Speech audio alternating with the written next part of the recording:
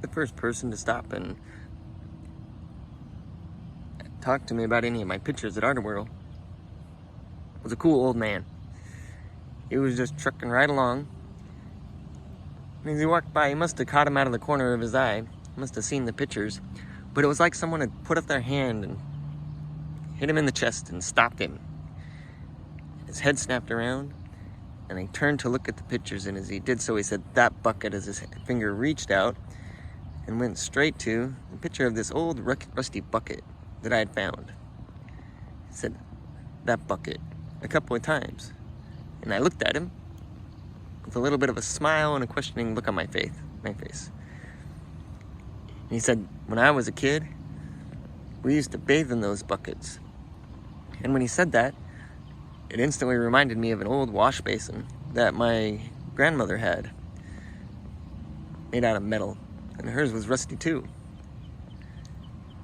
It wasn't exactly the same little wash basin, but it was the same material and the same style, so I could see how he'd drawn that connection. He said, when we were kids, we didn't have running water, we didn't have indoor plumbing, and that's how we used to take a bath. And then he immediately jumped into telling me about his father. He said, "My father came to this country from Bavaria. If he was alive right now, he'd be 130 years old." He proceeded to tell me about his father. And it was a really cool experience. It was a lot of fun to watch him, as you can kind of see where they get that dreamy look. They kind of look over your shoulder a little bit when they move into reflection mode. And as he shared the story of his father and how he felt about him, there's an almost tangible sensation, almost like the air changed, where you could feel the love and appreciation that he had for his father. I didn't have any price tags or anything, and I didn't have any intentions on selling any of those pictures. But after he shared his story, and he took a moment to kind of just pause and look at it, I said, "Well, take it, it's yours. I brought it for you." And his head kind of snapped up, and he looked at me, had a quizzical look on his face, and he said, "Are you serious?" I said, "Sure. Go ahead and take it."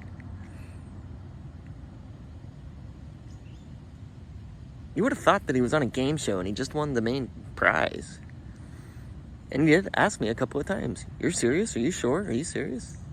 I said, "Yeah, you betcha. Go ahead and take it."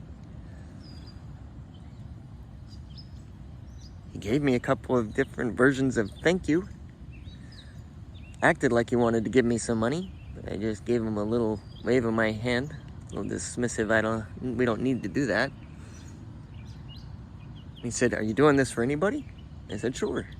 So he ran over and grabbed his wife. And as he brought her over, he said, "These are for anybody. Find yours." She didn't have a big experience like that.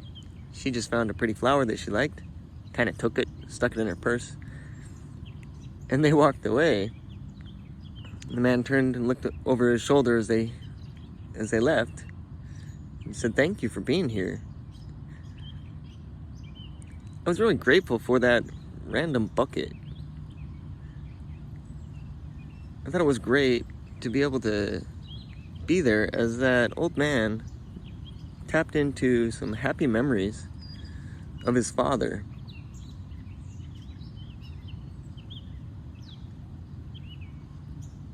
The next person to stop was the man with his children.